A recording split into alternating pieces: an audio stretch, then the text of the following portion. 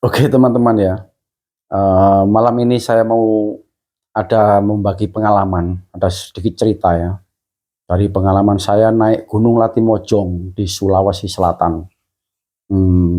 Pada saat itu saya naik gunung ya, bersama teman-teman ya, anak buah saya, ada sekitar 8 orang ya. Ada Fas, Ugi, Guntur, Tirta, Acung, Lebe, Ido, dan saya sendiri. Nah, pengalaman itu sangat menarik. Banyak cerita-cerita mistis nanti di perjalanan itu.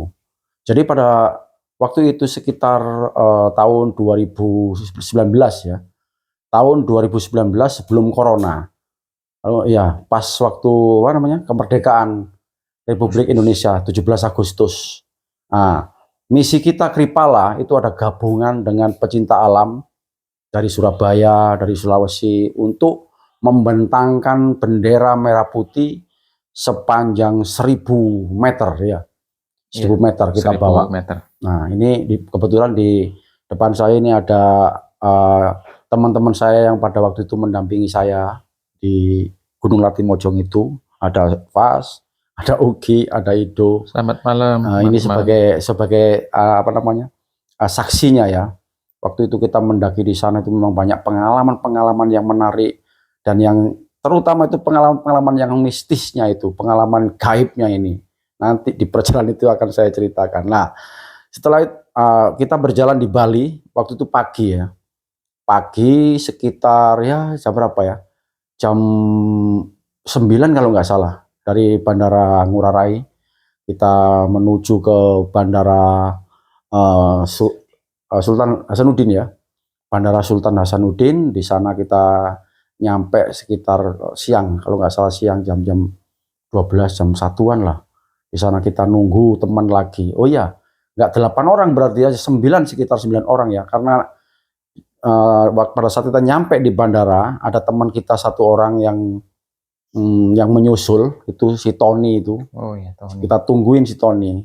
Nah, setelah kita semuanya udah kumpul semuanya 9 orang, kita berjalan ke apa namanya? Ke Baraka ya.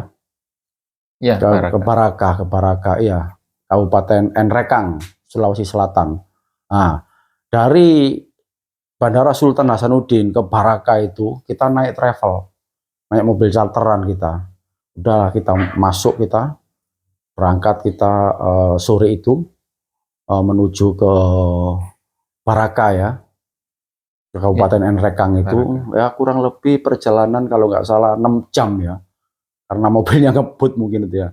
Biasanya itu ya 6 sampai 7 jam, waktu itu ya sekitar 6 jam lah.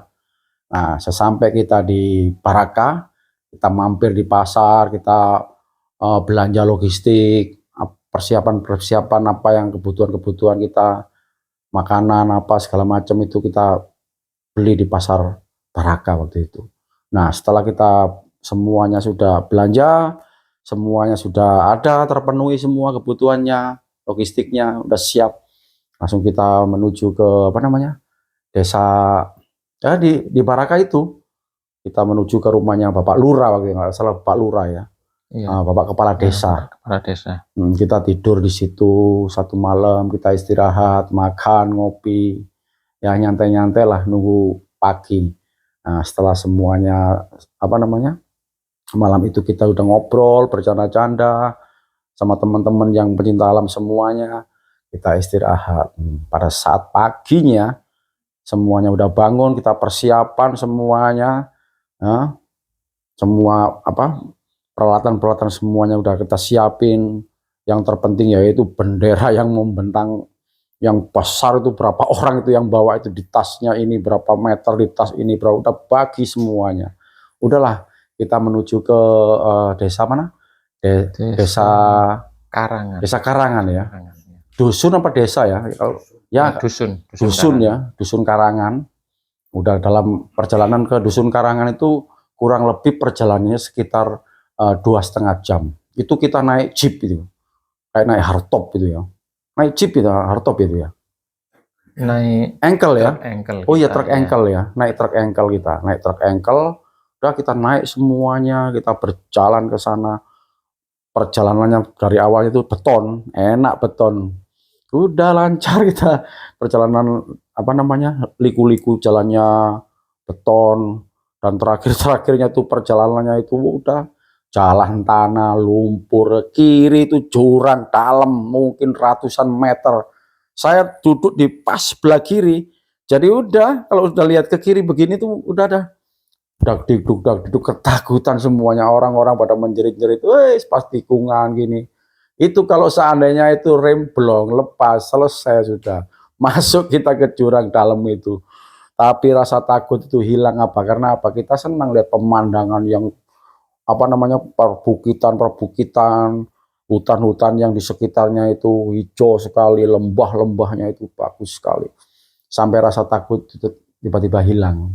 Seimbang lah antara takut dengan pemandangannya yang di sana itu.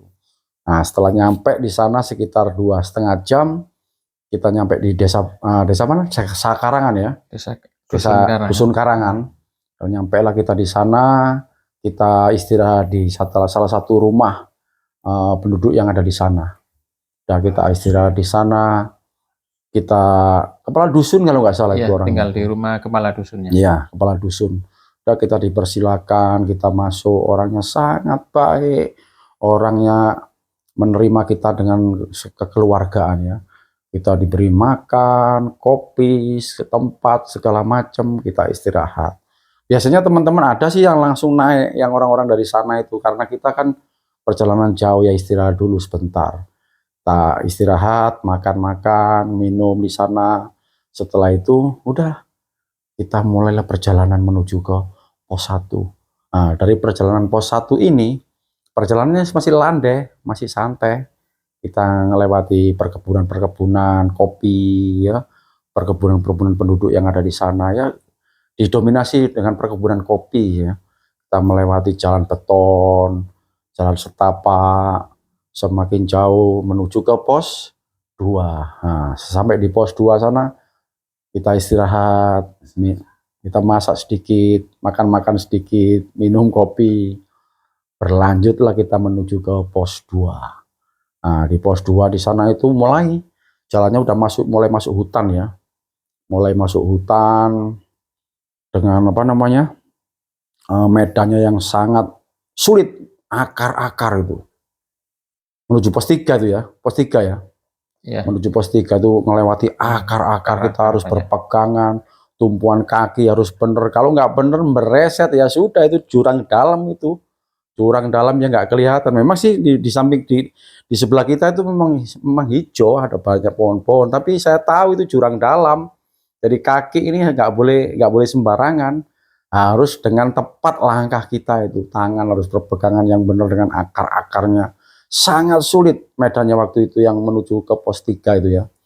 Udah kita berjalan di sana, akhirnya kita ketemulah dengan jembatan kecil itu, airnya jernih mengalir. Kita istirahat di sana, kita berhenti di sana, banyak teman-teman pendaki-pendaki yang lain di sana istirahat, karena memang tempat itu memang sangat bagus sekali. Karena apa? Ya di situ ada air yang mengalir, airnya jernih sekali. Wih, kayak aku ada airnya. Istirahatlah kita di sana. Kita masak nasi kita di sana. Udah gelar tikar, kita bercanda, kita merokok. Udah kita selesai masak, kita makan. Makan rawon udah. Makan rawon sama-sama. Setelah selesai makan semuanya, kita berlanjut menuju ke pos 4. Udah perjalanannya udah mulai agak mendaki nih. Mendaki mulai terjal pendakian-pendakiannya itu. Itulah yang paling parah. Dari pos pendakian menuju ke pos 4 itu.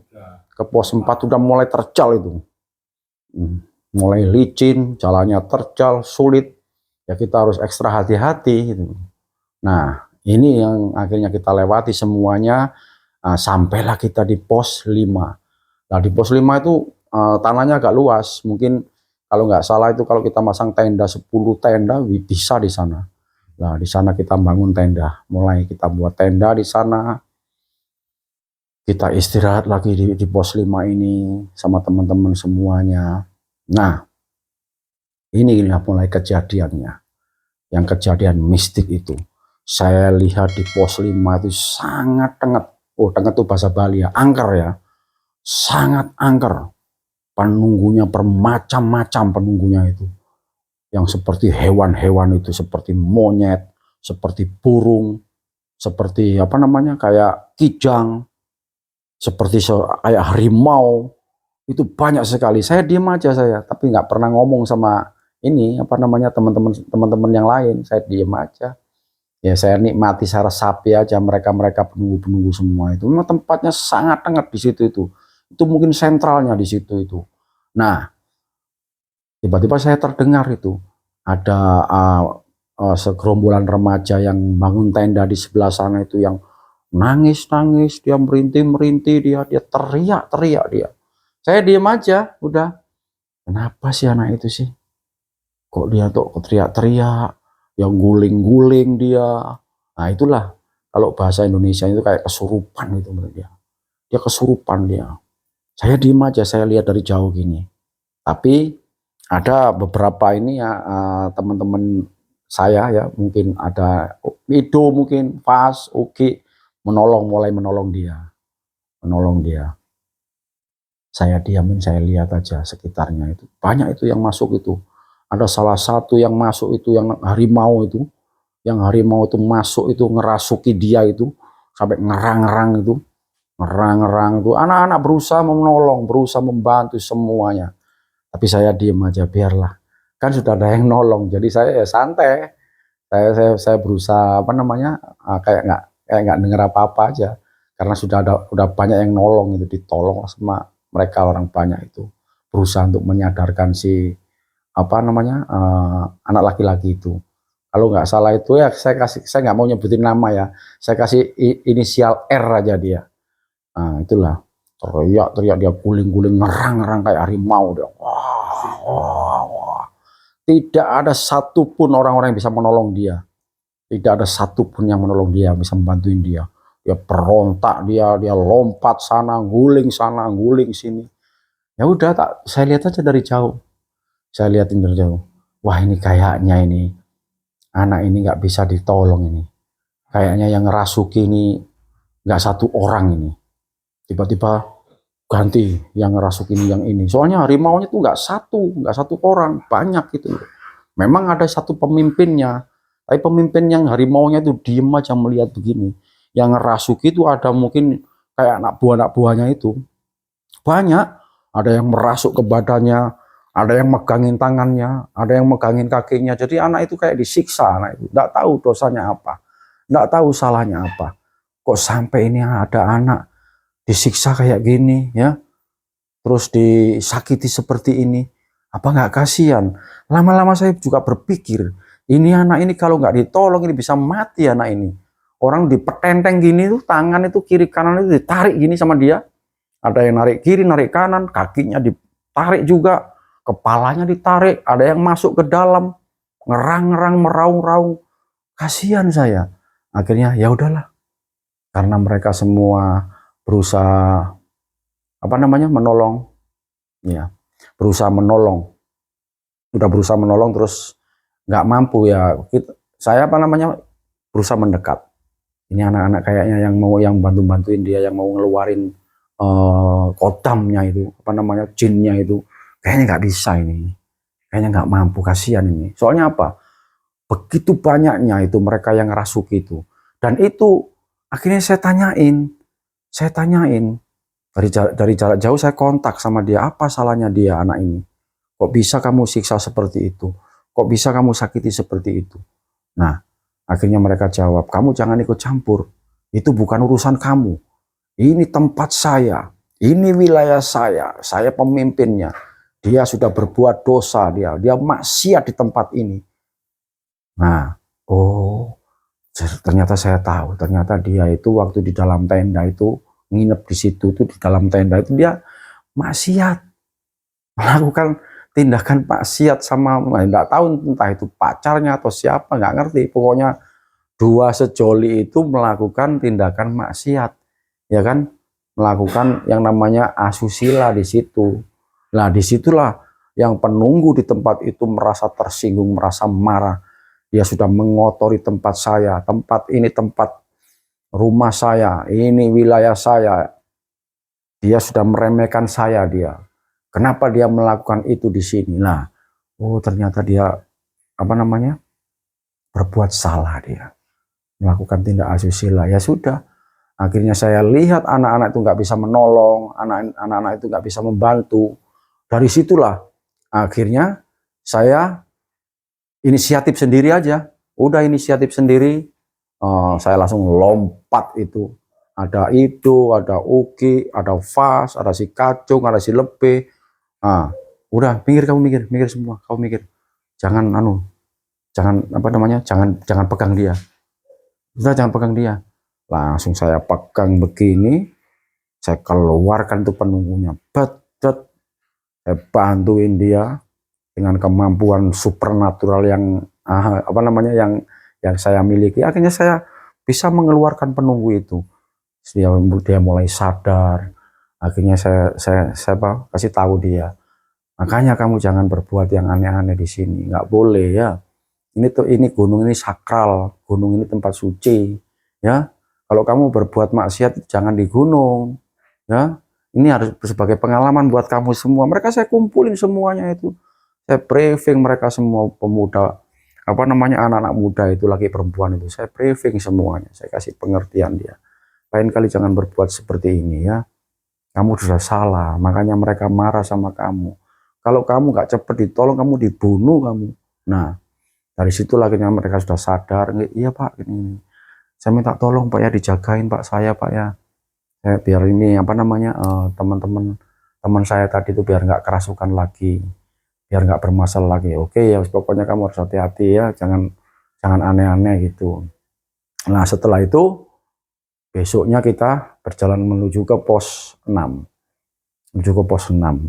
Anak itu sudah nggak berani, dia terus ngikutin dari perjalanan, ngikutin kita dari belakang, dia ngikutin dari belakang, dia mungkin dia takut, mungkin dia jangan-jangan nanti itu penunggunya itu apa namanya mengikuti ya, atau mau mengganggu lagi gitu loh, mau merasukin lagi.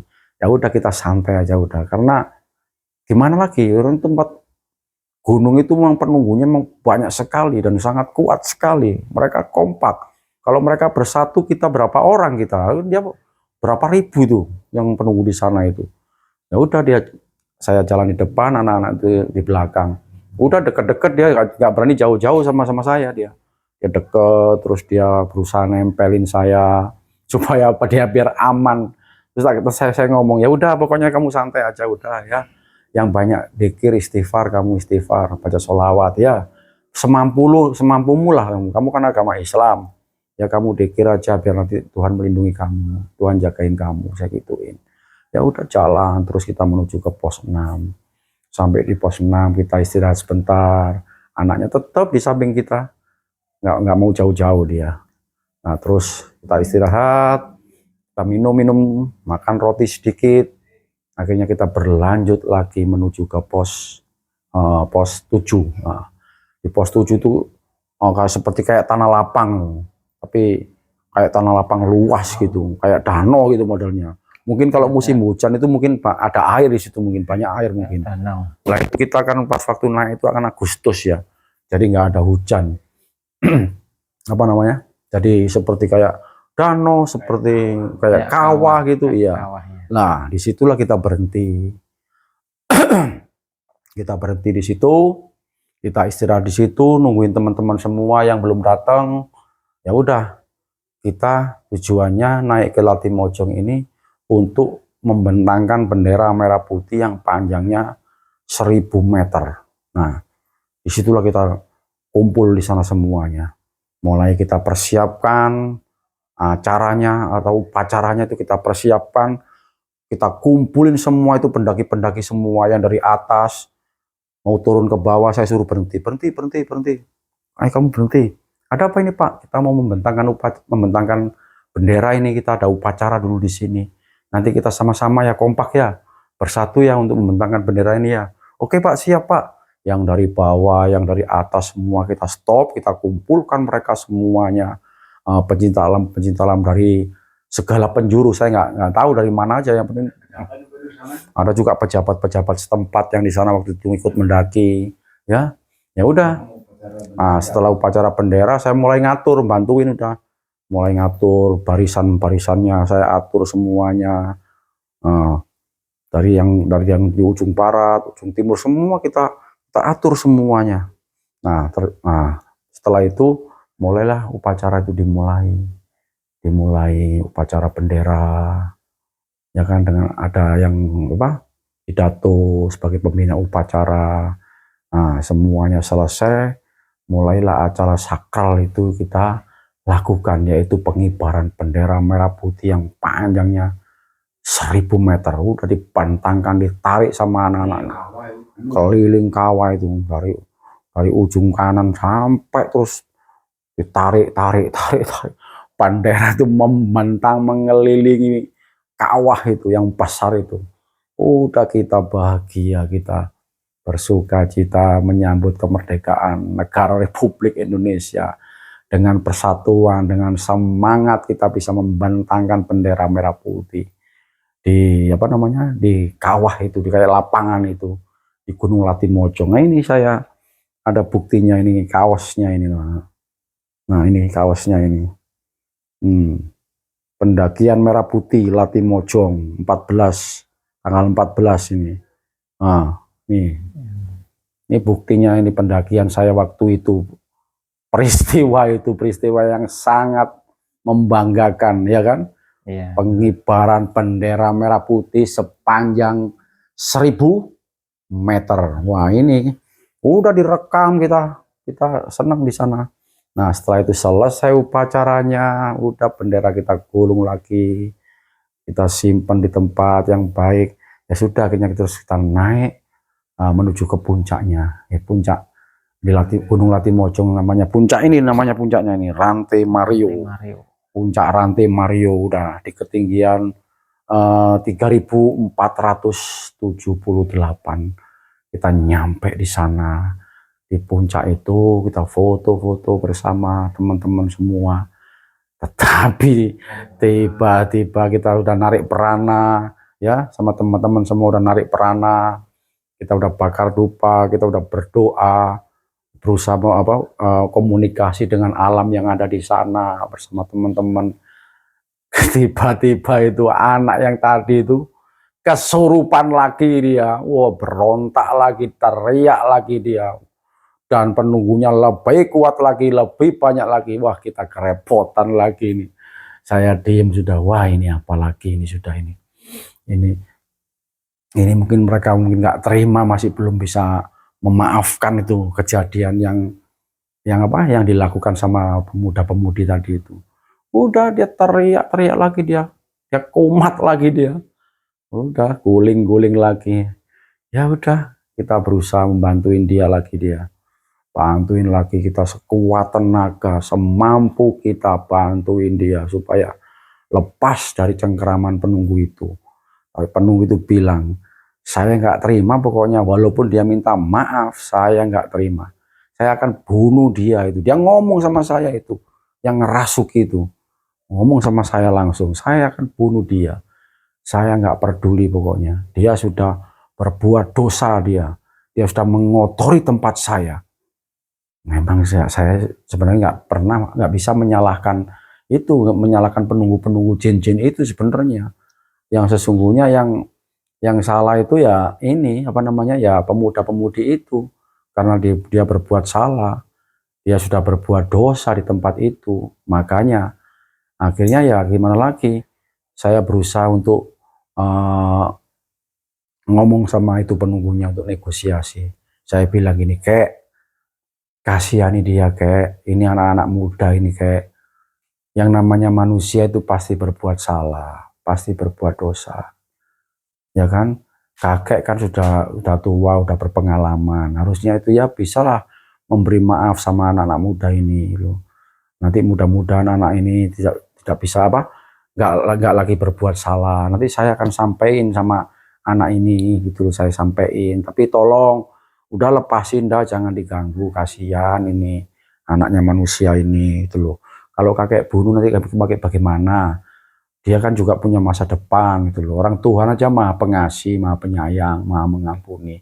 Masa kakek nggak mau mengampuni dia gitu loh. Kasihan dia juga punya keluarga gitu loh. Toh dia itu loh nggak nyakitin kakek, nggak nyakitin kakek, nggak apa namanya, nggak membunuh keluarganya kakek gitu loh. Cuman mengotori aja ya, mengotori tempatnya kakek. Dia berbuat apa namanya dosa di tempatnya kakek. Ya sudahlah dimaafin, nggak apa-apa gitu loh. Kan bisa dibersihkan lagi, dinetralisir lagi tempatnya kakek itu gitu loh. Masa sih harus dibunuh gitu loh. Berarti kakek kan nggak bisa mengampuni dia. Akhirnya saya lihat kakek itu kayak diem, melihat saya gini, mendengarkan apa yang saya ucapkan. Dia berusaha dengerin gini. Dan tiba-tiba itu datanglah seperti kayak seorang pemuda itu. Mungkin itu kalau nggak anaknya ya cucunya ya, oh, dia anak muda itu. Datanglah nemuin kakeknya itu, bilang begini, oh, udahlah Pak, udah lepasin aja dia, udah biarin dia pulang, udah lepasin, udah. Ya nggak apa-apa, udah lepasin. Akhirnya karena yang ngomong si anak muda itu, kakeknya itu mulai kayak nyadar gitu, kayak berusaha memahami gitu, sambil geleng-geleng gini dia, geleng-geleng kayak antara iya enggak gitu. Ya udah geleng-geleng aja itu si kakeknya itu. Nah, akhirnya terus saya bilang sama anak pemudanya itu, "Eh, terima kasih ya kamu sudah berusaha meyakinkan kakek ini," tak gituin. Terima kasih itu loh.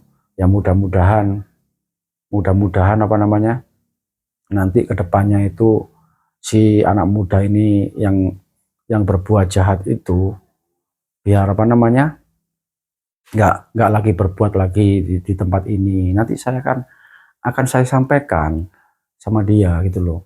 Tapi yang terpenting di sini kasihani dia, lepasin dia supaya nanti kedepannya itu bisa lebih baik lagi gitu loh. Saya kepingin itu hubungan antara manusia dan jin itu ya kan biar harmonis gitu loh.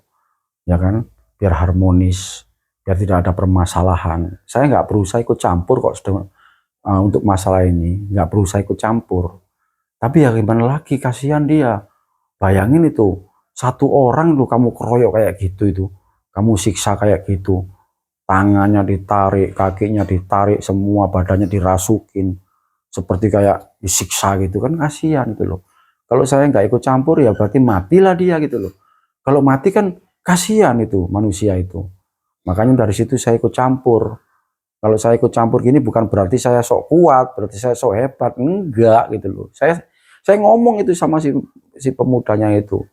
Ya udah Pak, nanti ini pokoknya kakek ini pokoknya nanti biar apa namanya saya ngomong gitu. Saya sampaikan nanti biar apa namanya nggak ganggu terus ini sebuah sama anak muda itu loh. Makanya terus akhirnya terus saya tinggal sebentar gini, masih lagi gitu diganggu lagi, guling-guling lagi, teriak-teriak lagi. Ternyata yang nasukin lain lagi. Penunggu yang lain lagi, jin yang lain lagi. Pokoknya intinya mereka itu pokoknya dendam sekali, nggak mau melepas anak ini. Kerawan lagi dia, kesurupan lagi, guling lagi, teriak-teriak lagi dia. Kita pegangin dia. Dipegangin gini sama anak-anak semua, dilepasin.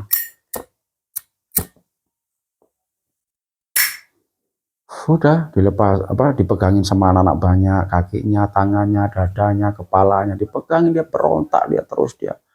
Kasihan sekali sampai lemes dia itu. Ya kan? Saya berusaha negosiasi terus itu nggak pernah putus asa. Karena saya tahu ini yang namanya Gunung Latimojong ini benar-benar gunung sakral ini. Yang sesungguhnya itu anak itu nggak akan dilepas itu. Mungkin akan dibuat tumbalnya gunung itu, mungkin itu akan dibuat tumbal, akan dibunuh itu sama penunggu-penunggunya itu. Dari situlah saya nggak pernah putus asa untuk terus deketin mereka pemimpinnya itu, karena pemimpinnya itu nggak satu, pemimpinnya itu ternyata itu ada beberapa blok di sana itu. Ada siluman ini, ada siluman ini, ada siluman ini, macam-macam. Ada siluman monyet, ada siluman harimau, ada siluman apa namanya kayak menjangan itu, kicang itu ada di situ. Jadi itu badannya itu ya manusia begini ini. Badannya seperti manusia tapi kepalanya itu harimau. Badannya kayak manusia begini tapi kepalanya monyet. Badannya kayak manusia, kepalanya itu kayak menjangan, rusak itu banyak di sana itu. Nah itu pemimpinnya beda-beda, makanya yang satu ini kepingin lepas, yang tadi itu yang pertama itu yang harimau itu kepingin lepas, tapi yang lainnya nggak mau, nggak bisa. Ya, kok enak kamu? Ini kan memangnya tempatmu sendiri digituin. Nggak bisa, dia nggak bisa diampuni, dia udah melanggar dia. Di tempat kita itu ada aturannya, siapa yang melanggar itu harus mati. Wah ini susah dah saya udah. Kalau sudah seperti ini bingung dah saya ini. Karena apa? Di alam gaib sana itu ada ketentuan-ketentuannya, ada aturan-aturannya. Seperti kayak bangsa jin golongan ini, bangsa jin golongan ini, bangsa jin golongan ini itu mempunyai aturan-aturan yang berbeda-beda. Jadi kita kalau bisa ngatur satu orang ini, satu pemimpin, nah, apakah pemimpin yang lain-lainnya itu menyetujui? Ini yang sulit.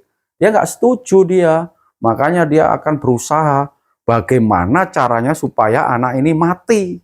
Itu pentingnya itu, dia tidak peduli, dia pokoknya harus mati. Anak ini sudah membuat kesalahan. Iya kalau di alam manusia gini, orang di alam manusia aja kalau salah misalkan dia membunuh atau dia memperkosa atau kan di sidang dia diadili di pengadilan manusia gitu loh. Ada apa namanya? KUHP ya, Kitab Undang-Undang Hukum Pidana. Dan dia harus dilaksanakan itu.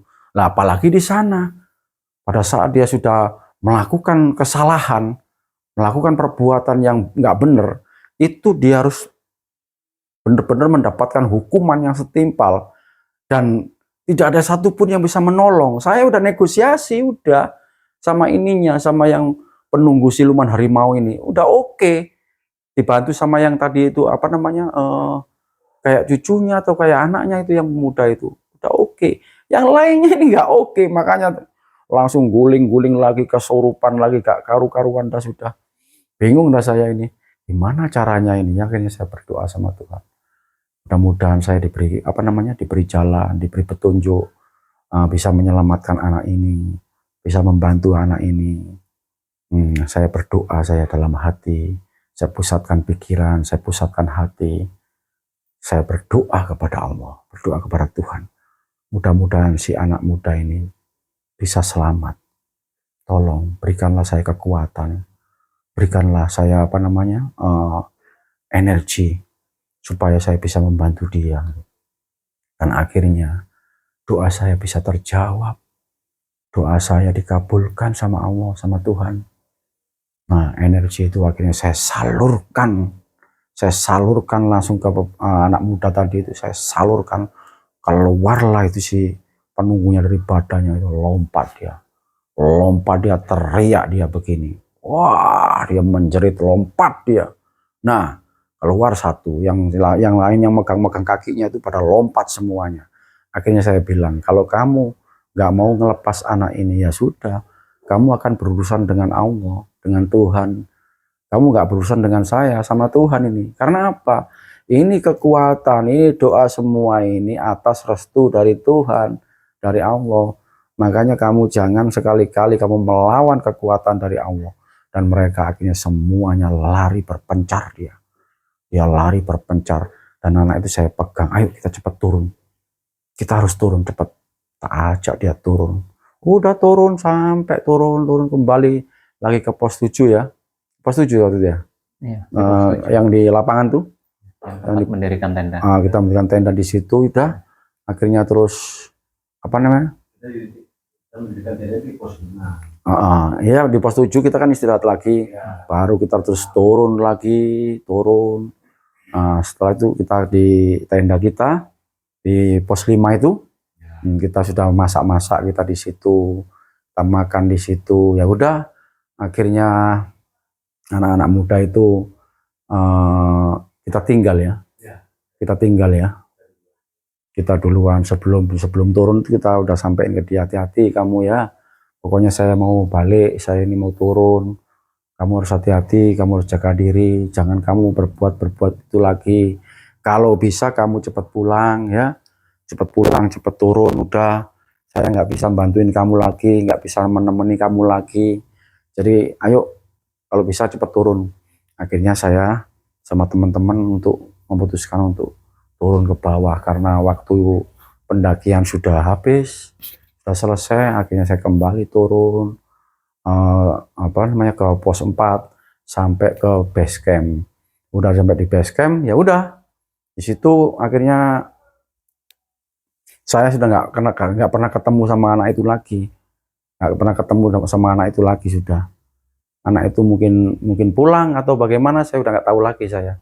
Udah saya tinggal gitu aja, ya itulah pengalaman saya naik Gunung Latimojong ya. Naik Gunung Latimojong itu penuh dengan pengalaman-pengalaman yang mistik. Maka dari itu saya sampaikan buat teman-teman ya kan, yang mau mendaki ke Gunung Latimojong itu harus hati-hati. Jangan lupa berdoa pada Tuhan, minta keselamatan, minta perlindungan. Karena ya bukan Gunung Latimojong aja, karena setiap gunung itu mempunyai kesakralan yang berbeda-beda dan penunggunya juga berbeda-beda. Kalau kita nggak hati-hati, kita nggak waspada, kita bisa aja menjadi korban. Karena banyak pengalaman-pengalaman pendaki-pendaki gunung ya kan, yang mati kepleset, yang mati jatuh, yang mati kedinginan, yang mungkin aja karena penyebab-penyebab yang seperti itu. Makanya ya saya sampaikan ya harus hati-hati. Dari pengalaman ini kita petik pengalaman yang baik gitu loh. Ya kan? Jadi di kemudian hari kalau kita mau naik gunung lagi itu dalam keadaan yang pikiran yang tenang, biar kita diberi keselamatan sama Tuhan. Kan gitu Mas ceritanya Mas ya. Terima kasih banyak Ayah. Mudah-mudahan pengalaman Ayah ini bisa berguna buat kita yang suka mendaki, khususnya buat orang-orang istilahnya para pecinta alam, PA. Iya. Mudah-mudahan bisa berguna untuk semua orang. Karena zaman sekarang ini anak-anak muda-muda ya itulah, kalau mendaki gunung itu dia itu nggak ngerti aturan, dia itu nggak ngerti aturan. Dia nggak melalui diklat dulu, dia pendidikan dan pelatihan itu seperti apa. Oh, zaman-zaman kita kan melalui diklat, anak-anak sekarang kan nggak naik gunung sembarangan gitu loh. Makanya pesan saya itu harus hati-hati. Janganlah kita mendaki gunung itu sembarangan, serampangan, berbuat mau-maunya sendiri, kan gitu. Jadi gimana sebagai akhir kata, mungkin ada pesan atau apa buat PA atau apa pecinta alam mungkin? Pesan saya semua sama adik-adik pecinta alam ya, yang mungkin yang masih baru-baru, yang muda-muda ini ya kan, silahkan naik gunung, nikmati pemandangan alamnya ya kan. Yang penting jaga, lestarikan gunung ya kan, biar tetap hijau. Sampah-sampah harus dibersihkan ya kan. Yang terpenting itu apa? Pikiran dan hati itu harus bersih, jangan dibuat kotor, dan jangan melakukan tindakan-tindakan berbuat dosa ya di atas gunung, nggak boleh. Nanti kalau kejadian itu terulang, bukan hanya Gunung Latimojong, dimanapun kalian pasti nggak akan selamat kalau kamu udah melakukan perbuatan yang seperti itu. Itu pesan dari saya. Terima kasih.